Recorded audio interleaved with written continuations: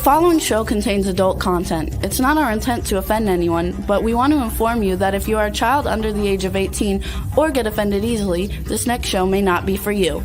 The content, opinions, and subject matter of these shows are solely the choice of your show hosts and their guests, and not those of the Entertainment Network or any affiliated stations. Any comments or inquiries should be directed to those show hosts. Thank you for listening.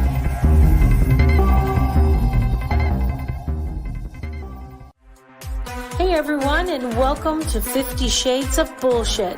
I'm your host, Christine Lalonde, and this is the podcast where we uncover the truth about online dating. Now let's begin.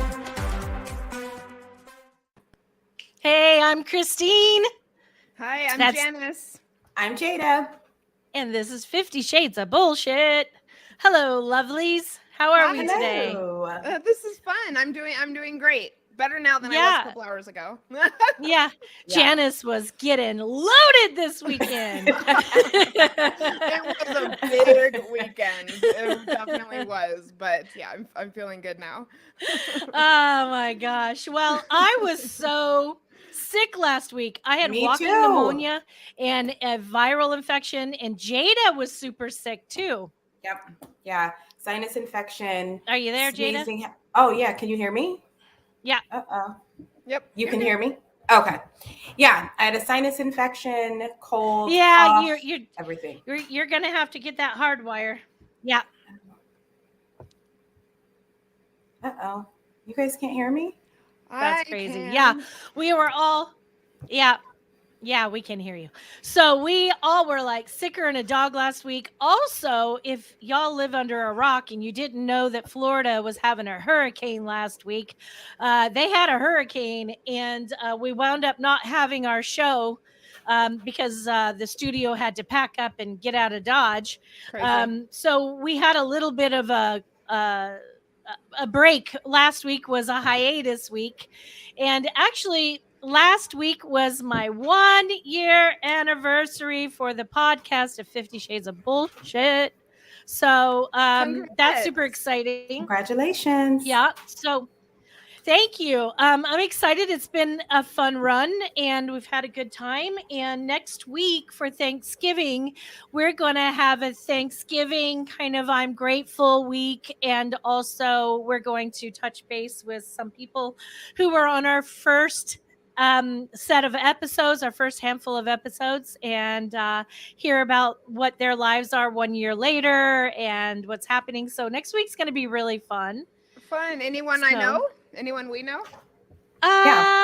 Well, I'll have to think about that. I don't think you guys were co-hosting with me or filling in when I had my first month of episodes with my crazy dating story people, which was fun.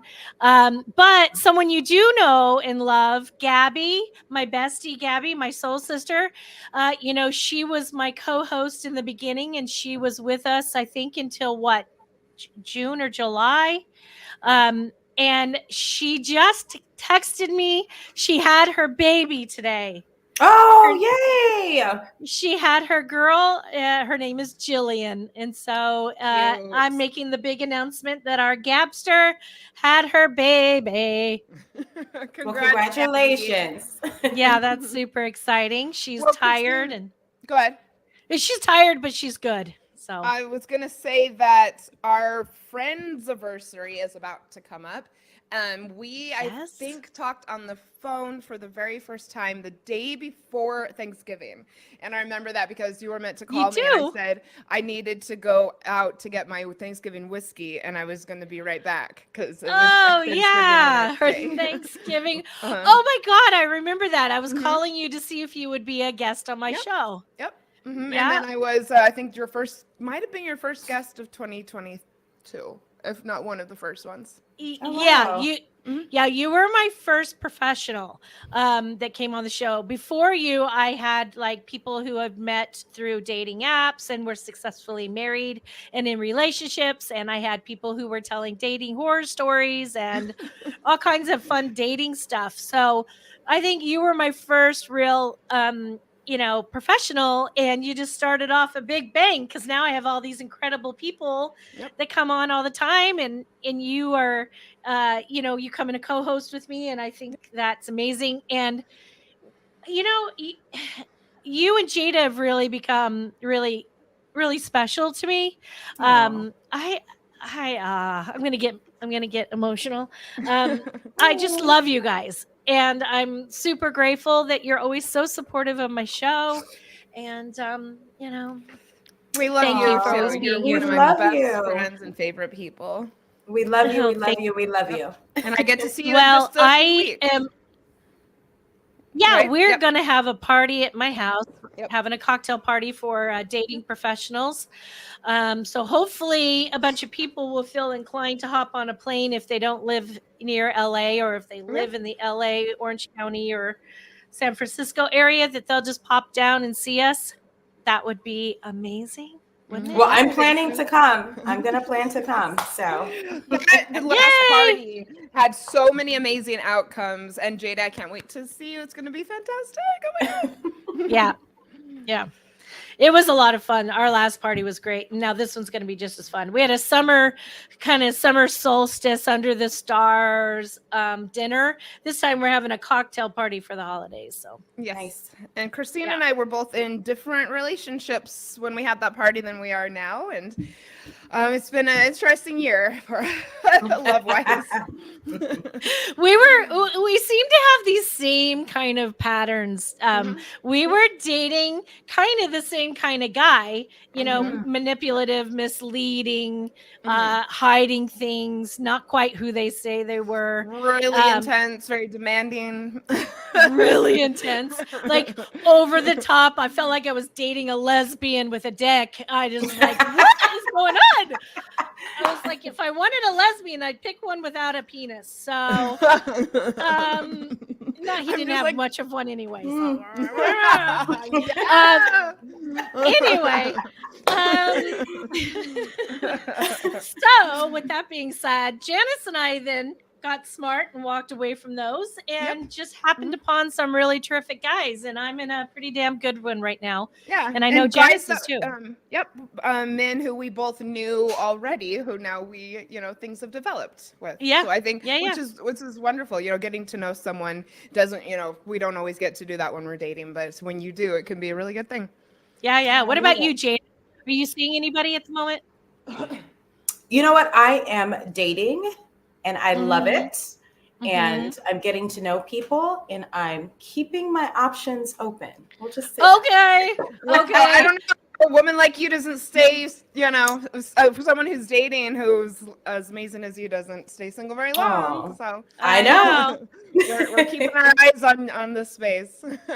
Well, if he's got to be a pretty fucking special guy if he's going to get Jada to I think so. Close her options. Thank you.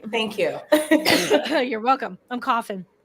So, speaking of incredible guys, we actually have a really great guy coming on today. Smart, attractive, funny. Very wise. He's pretty damn great. He joined our group when we were on Clubhouse not too long ago. And I was like, hey, this is a pretty cool guy. I like this guy. And so we decided to have him on today, and I'm super excited about it. I'm going to tell you a little about him. Anubhav. Hi. Hope I said that right. You got this. Anubhav. Okay. God, he can just come on and say his name because it sounds sexy when he says it. Hi. Hi, it's Anubhav. So, I kind of got it right. Well, welcome to my show. You are a relationship and dating coach for Indian singles and not so singles over 35. And he was born and raised in India at a time when dating wasn't a thing, and started his journey at the age of 30, which you don't look more than 30 right now. Mhm. So over the last 15 years, he's taken extensive steps to fix his own dating relationships. And in the process of uncovering all these things, he was able to help other people on their journey. And he really studied how neuropsychology, attachment styles, early childhood development affect dating and relationships. And these are things and techniques that he has helped shift people's patterns in dating. And I just think that's super fucking cool. So welcome to my show. Hey. Welcome. Thank you, Christine. Oh. Thanks, Janice. Thanks, Jada. I have you know what?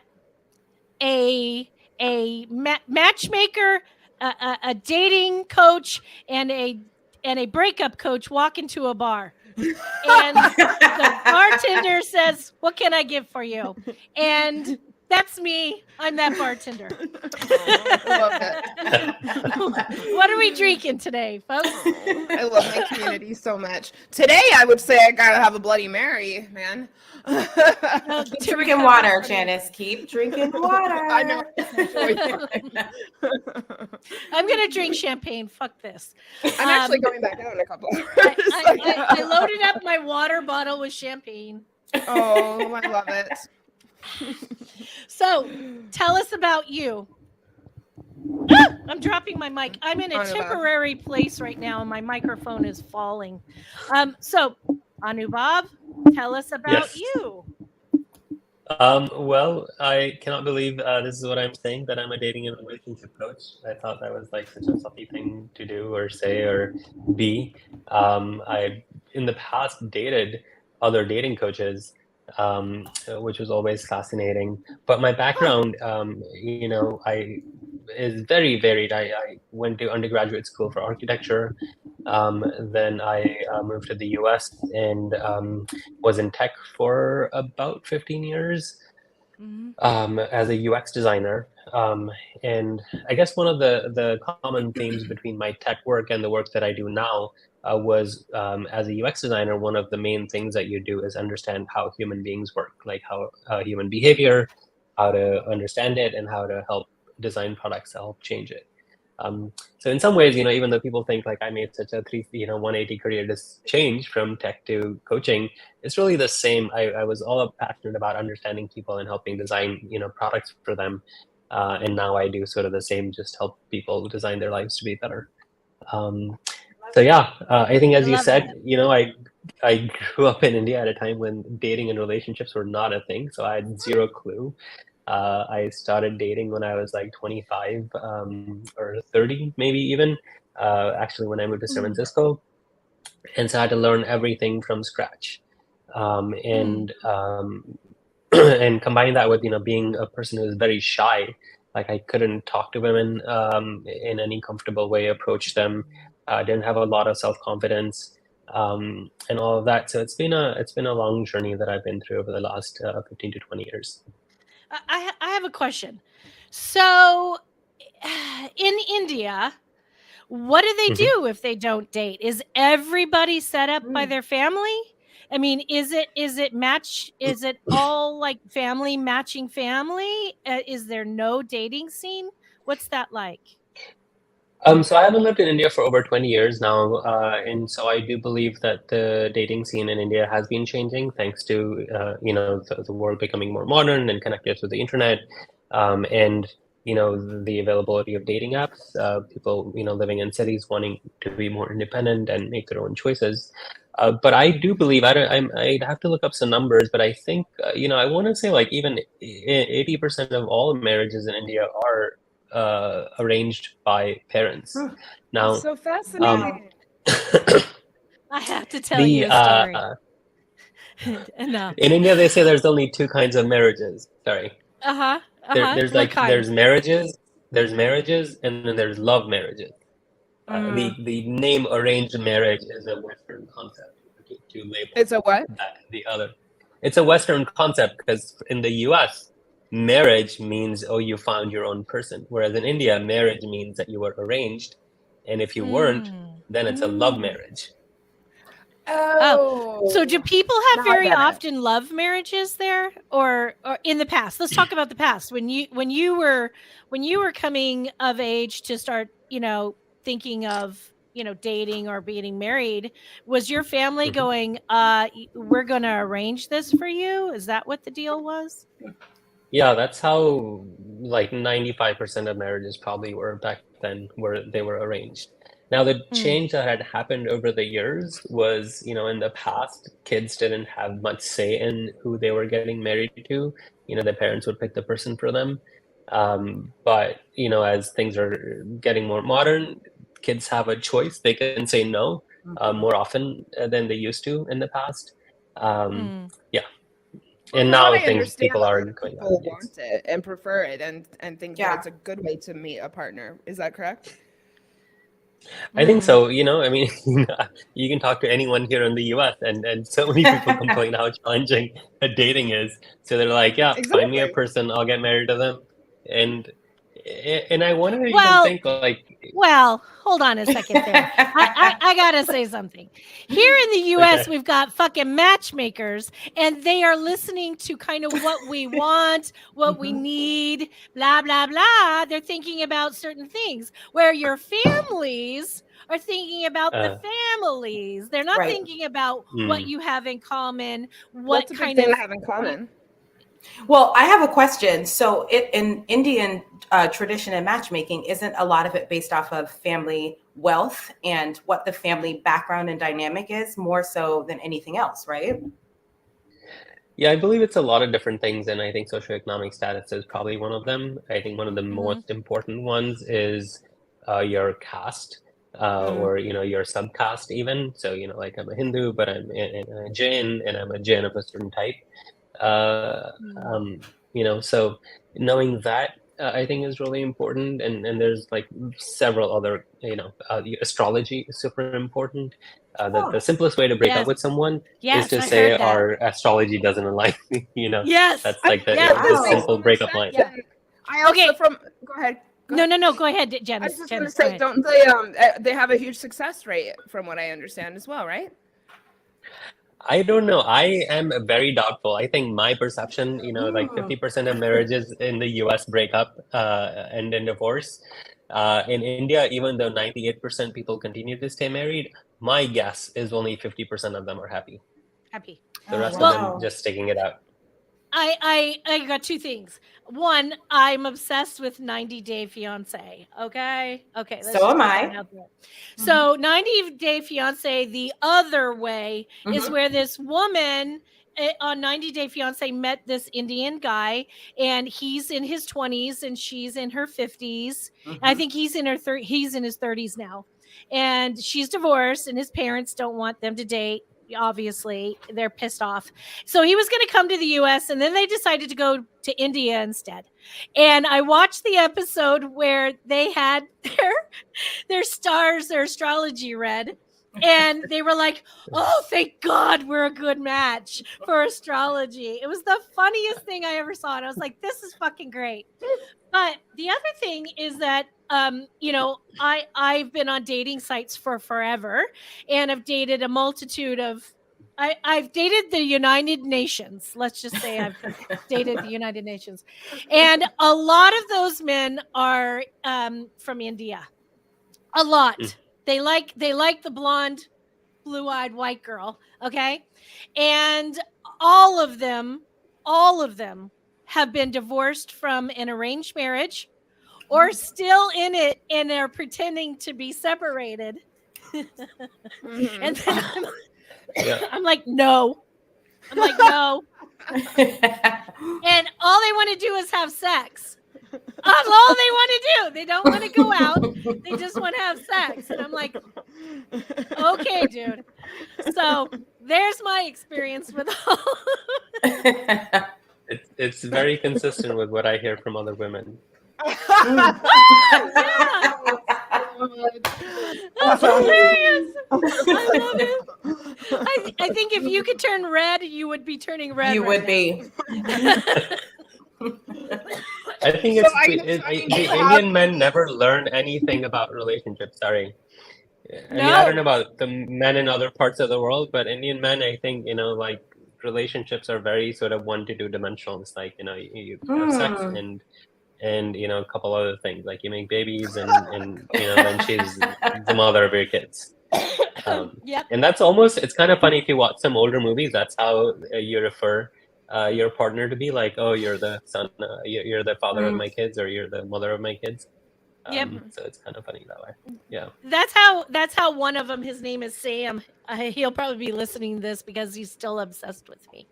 And he texts me all the time. He's super sweet. And he always says, "Why won't you date me?" I said, "Because all you want to do is have sex and you won't take me out on a real date." And he's like, "Oh, but I got to think about my parents." And I'm like, "Oh my God." Anyway. Okay. Yeah, it's weird. It's weird. Yeah.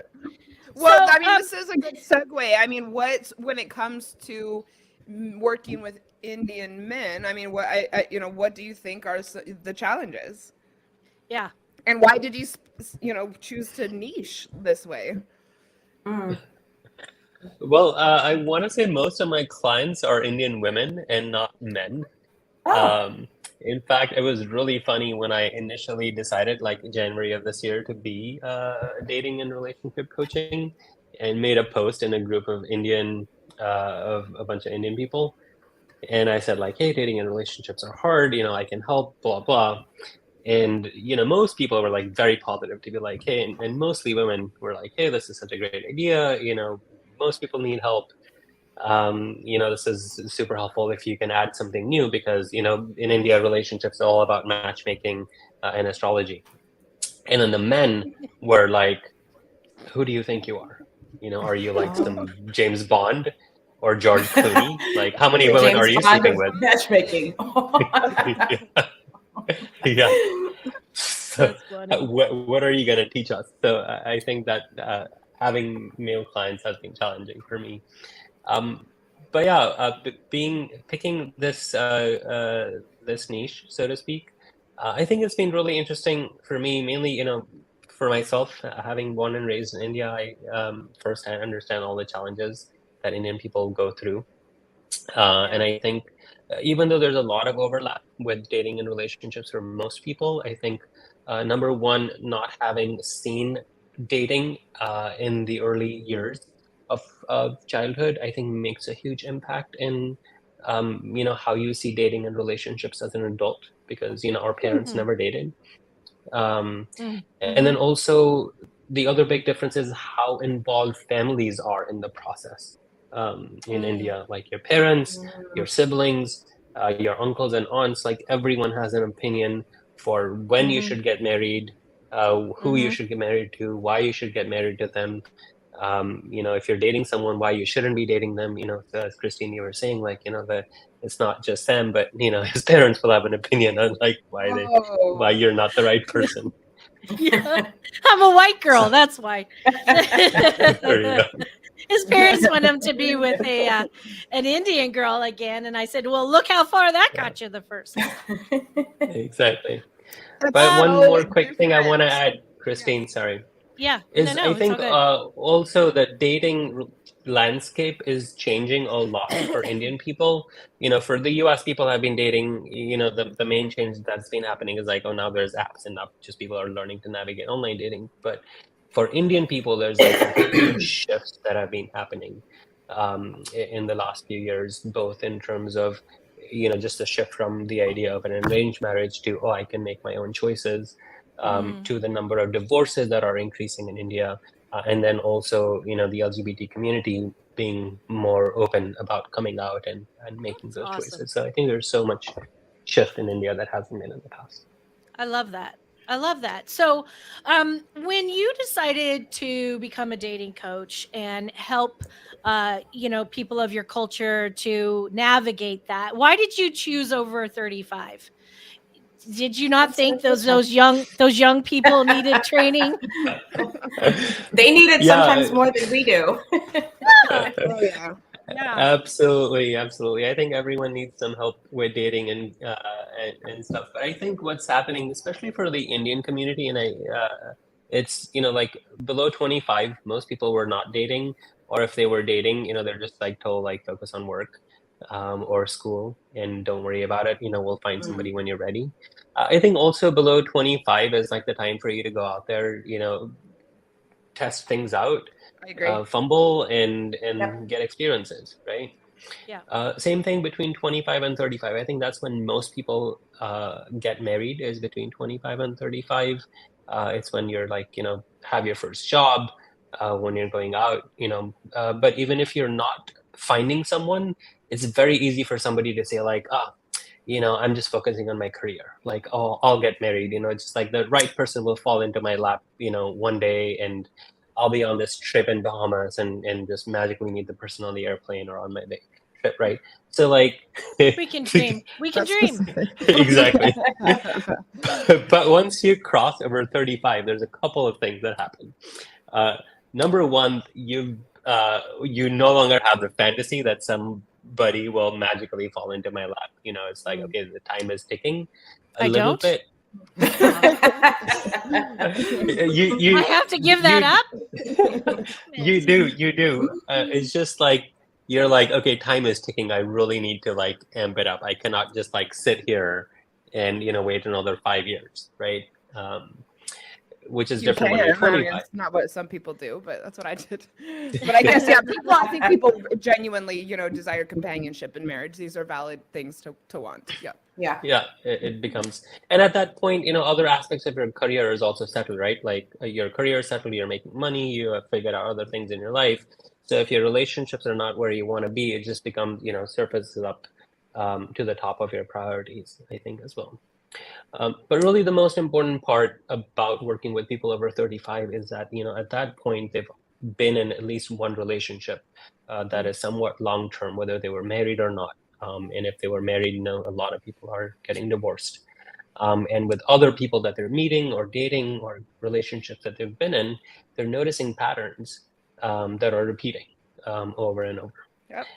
And I think that is really the key place where the work that I do comes in, is helping people identify what those patterns are, specifically because those patterns got established not when you started dating, but actually when you were like 2 years old, and maybe some of them when you were 2 months old.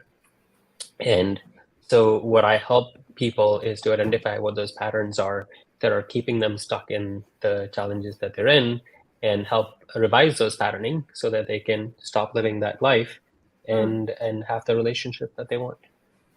Nice. I think it makes so much sense. I agree. So what is dating? I know that was one of your, that's the title of our show today. So I'm interested. I was really interested. I was like, I'm going to go with this. I'm going to trust. I'm going to see what the mail says. What is dating?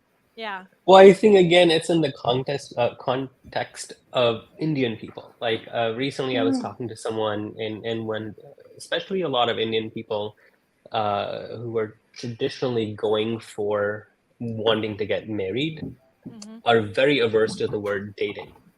They think dating is something white people do, or dating is like something other people do. It is.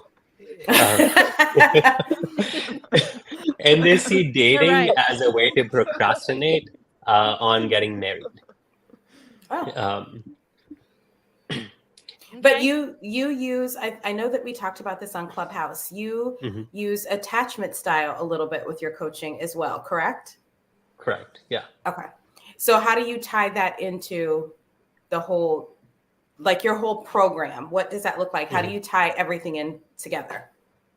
Yeah, let me come to that in just a second, Jada. So, when talking about dating, what I want people to know and understand is people think that marriage is a 3-step process. Like you find the person, you decide if this is the right person, and then you get married. And the way they decide if this is the right person to get married is by looking through a checklist. Like, do you meet this criteria that I have? And so I think the reason I put this question in, to discuss is dating is just a more nuanced version of helping you decide whether this person is the right person for you to be in a relationship with. which involves not just the person meeting some checklist criteria, are you blonde haired and blue eyed, but, are you a person I actually enjoy spending time with? Do I want to go out at a restaurant, and do I want to go out on fun dates with you? And all those things. The How do you have shared values, shared goals? Do you get along? And a couple of most important things, how do you get along in the good times, but also how do you importantly deal with conflict?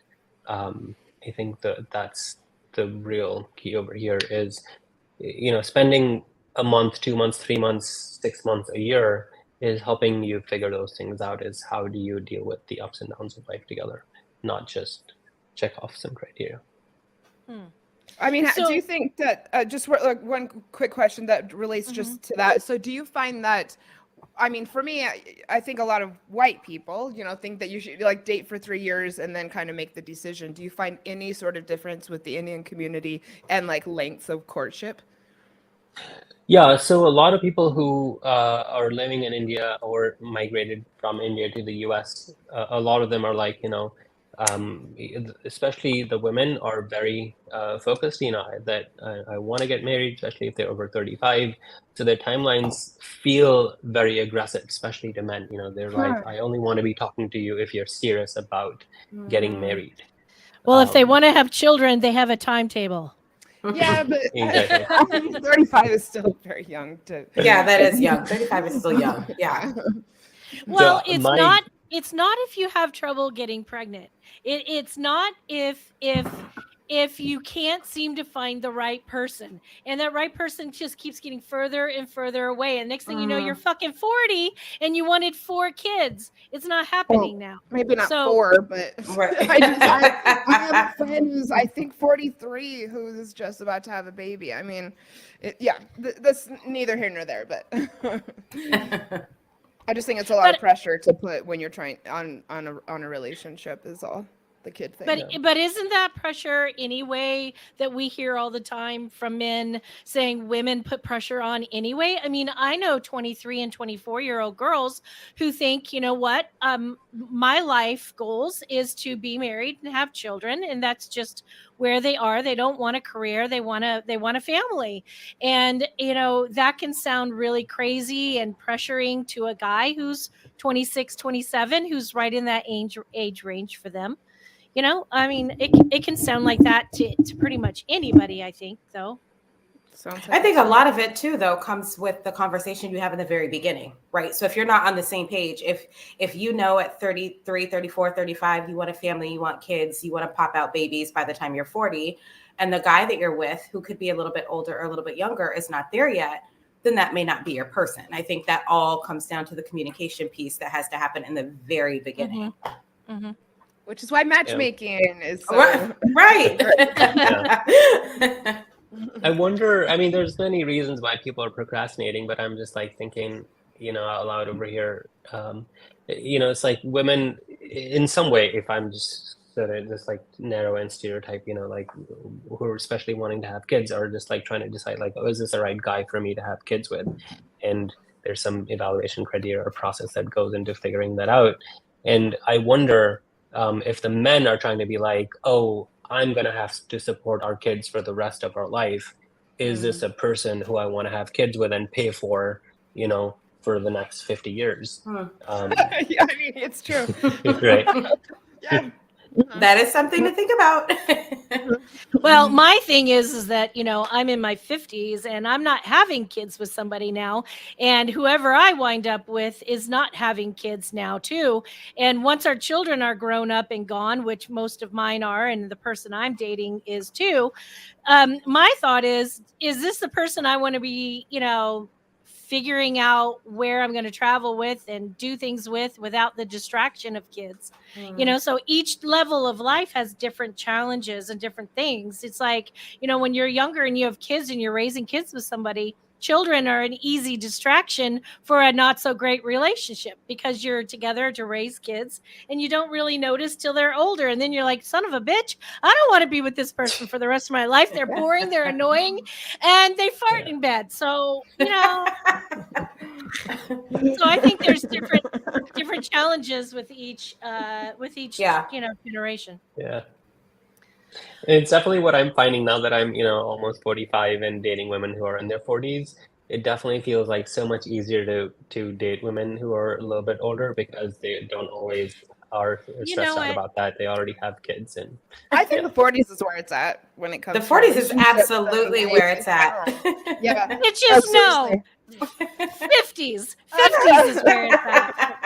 I mean, look, we are such lucky people to be saying these things. I gotta say, I got no more hormonal problems. The kids are all growing up. I mean, I can flit off to wherever I want when I want. I mean, hell yeah, I think the 50s are where it's at. Besides, I look better in my 50s than I did in my 40s. I love it. It only gets better. Yeah, it does, sister, brother. Yep. Maybe your podcast should be called "It Gets Better at 50 Shades." It gets better at 50 Shades of bullshit. Yeah, sometimes.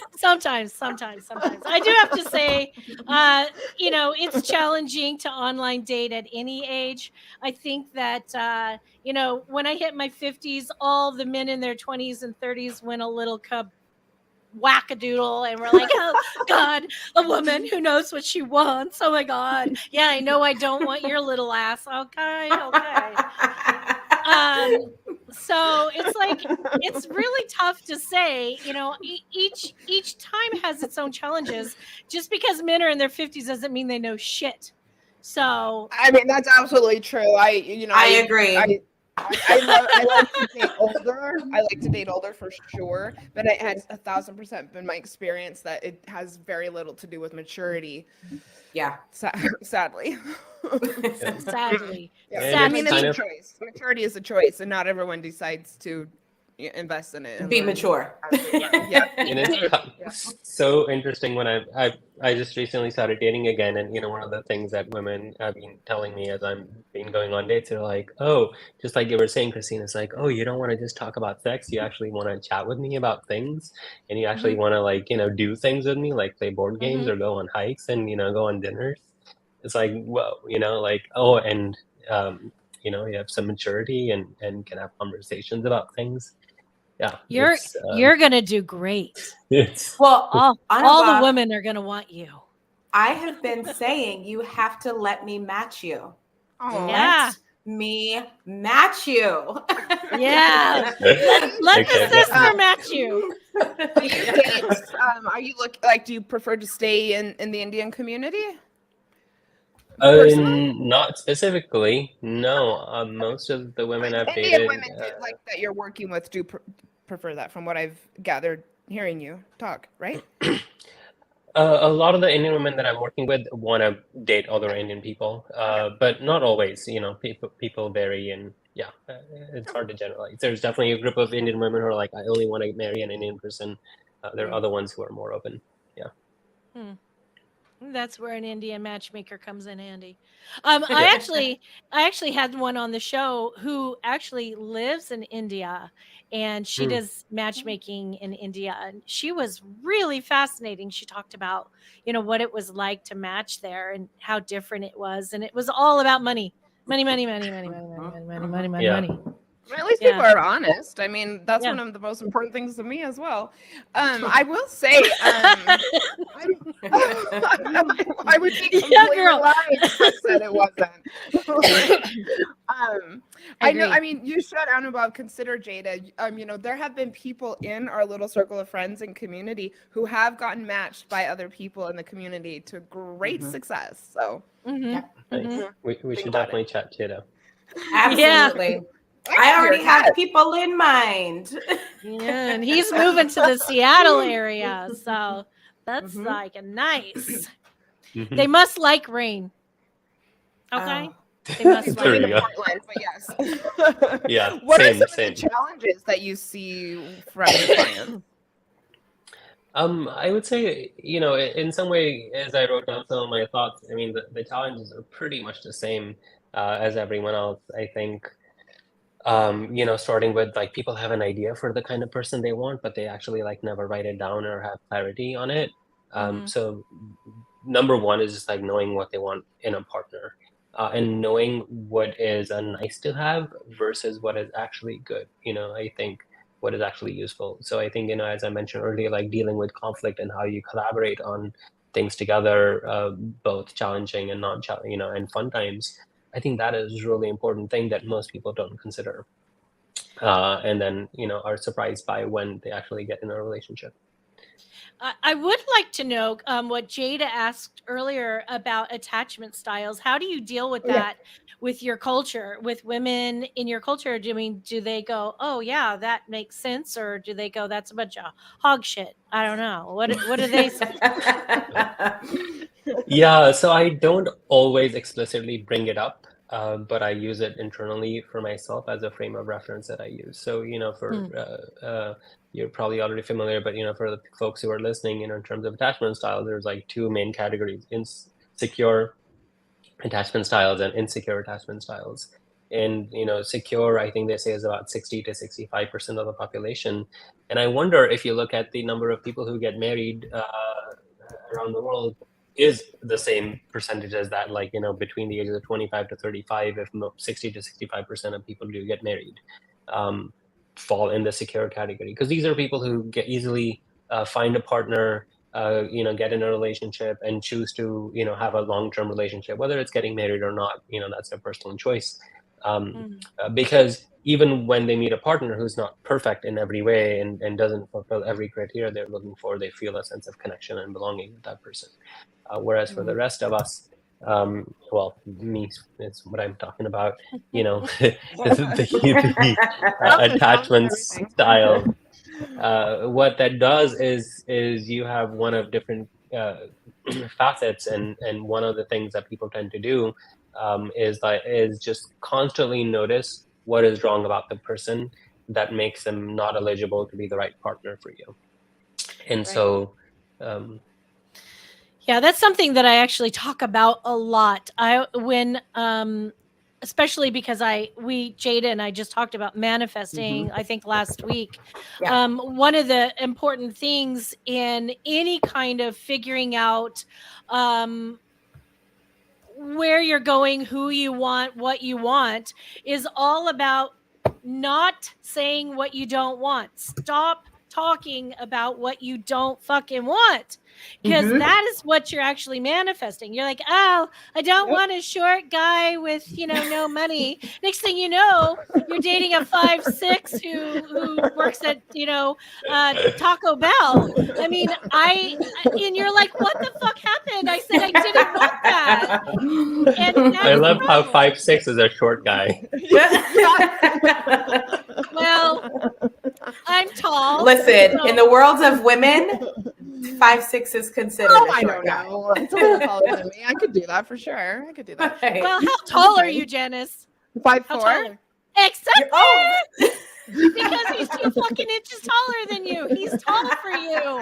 5'6" is not tall for me. 5'6" is like, hey, buddy, how's it going? I mean, it's like, I'm like, I tried. Look. When we started this show a year ago, all these damn dating coaches were like, Christine. Literally, all of them said, if you go back and listen to all my shows, you'll hear someone go, Christine. They'll say, why are you limiting yourself? You've got to try these shorter guys. And I tried. It doesn't. I gave a valiant. You like what you effort. like. Yeah, that's true. That's true. I did. How tall are you, Christine? I gave a valiant effort. I did. I tried the really, really, really, really, really nice guy. He was a dick. He was just pretending to be a nice guy. He was an inner dick. Okay, the really short guys were just too short. I felt like an Amazon woman. I was like, too big for these people. Christine, how tall are you? I'm 5'7.5".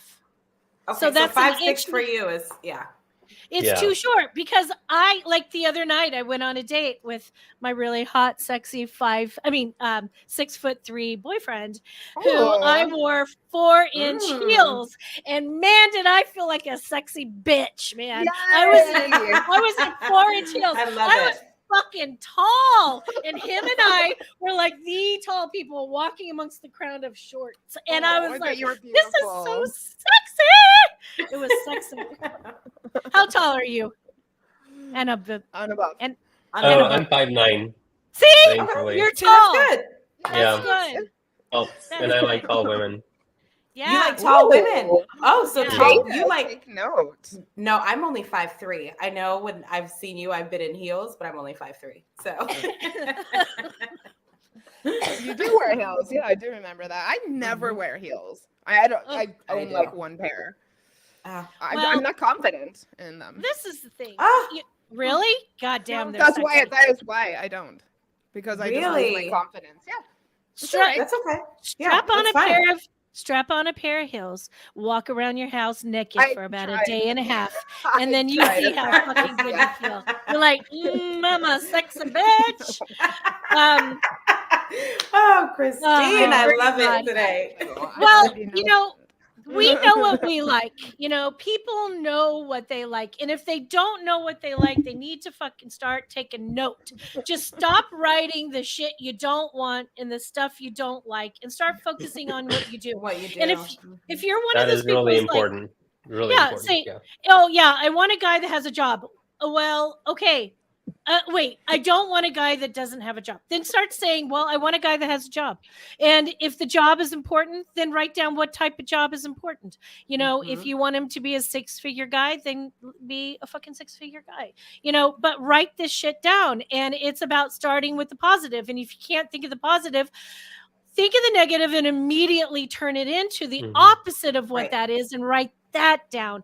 And I think that people really need to focus on that. And I'm sure you run into that. I think all three of you probably run into that. Everybody wants to talk about what they don't want. And I'm saying stop. This 2023 is about what you want, and not what you don't want. Yay, And it's gonna be the best year. You're all everyone's looking for the 666 guy. You got to be at least 6 inches, 6 feet, and 6 figures. 6 figures. Yep. Like, I don't subscribe to that. Look at Christine's face. Those are the magic numbers. That hit a nerve. That hit something. I love it. If it was 777, it'd be even better. Oh my gosh, what is happening today? 888 is one good too, so whatever. So one more thing about the attachment styles, going back to that conversation. So what I do, so the how the attachment styles get formed in the first place or come about in the first place is because of your relationship with your primary caregiver, which for most people, more often than not, is their mothers, and sometimes their fathers. And for like over 90% of the population, they have like unresolved relationship stuff going on with their parents.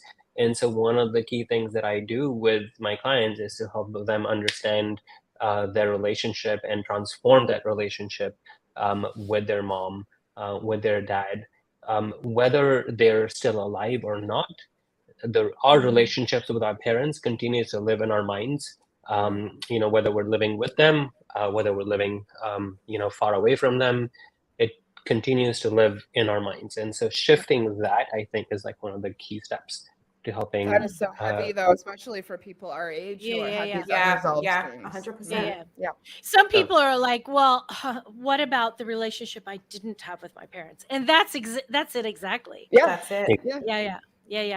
I'm going through it hard right now with them. Mm-hmm. Yeah, Janice really is. I mean, mine are all dead. That sucks. But they weren't so awesome anyway when I was a child. My mom was fucking great, later in life after I had kids and I stepped back and, saw the big picture. But, people can't really always do that. And parents aren't always necessarily meant to be in our lives after a certain time, So it's about, realizing, what you really want in life, how you really want to be, who do you want to be yourself. And it's that person that you are going to find that you're going to find in another person. I think that when we start to really realize who and what we want. That's Yeah. in ourselves first. Yep. That really Yeah. makes it all. And one of the things that I tell my clients is like, no matter how challenging your relationship was with your parents and how, not useful they were to you and your life, just a reminder that, your parents were probably like 19 or 20 or 25 when they had you for most people, so, like imagine a 20-year-old kid having parents. Like my mom was like 20 when she had me, can you like imagine a 20-year-old having kids and being a good mother? Yeah. You know, and secondly, no matter how bad they were, recognizing they were doing the best they can. Absolutely. I Just love the way that. you are doing the best you can today, which, I love still feels like you're all fucked up. They were doing the best they could when they were 20 or 19. And Wow, that's actually a really powerful note to end on. I hate that time goes way too damn fast for us It around does. here, It really but does. it really does. But that's a really beautiful, powerful thing that you just ended on, and I really appreciate that. And I can't thank you enough for being here. You're so much fun, and you're a really hot guy. Yes. So I'm really sure that you're gonna find an incredible woman, and Jada's gonna make that shit happen for you. I will make it happen. I will make it happen. I can't wait. It's gonna be so much fun to watch. Thank you for being here today. I really appreciate you, you handsome man. And Jada and Janice, my two JJs, I love you two. Thank you for being my Love you. backup girls. Yay. I love Thank it. you. And next week is Thanksgiving. We will be airing. We're going to pre-record. We are going to talk about what is all the wonderful things that we've been thankful for in this last year. And it's going to be a funny, great, fantastic show. And if you don't believe it, I do. So fuck it. Come and see what I think. And until then, let's just keep it real. If you enjoyed this episode, please share with your friends, like and follow us on Instagram at 50 Shades of _bullshit and Facebook at 50 Shades of Bullshit. Thanks so much for listening, and we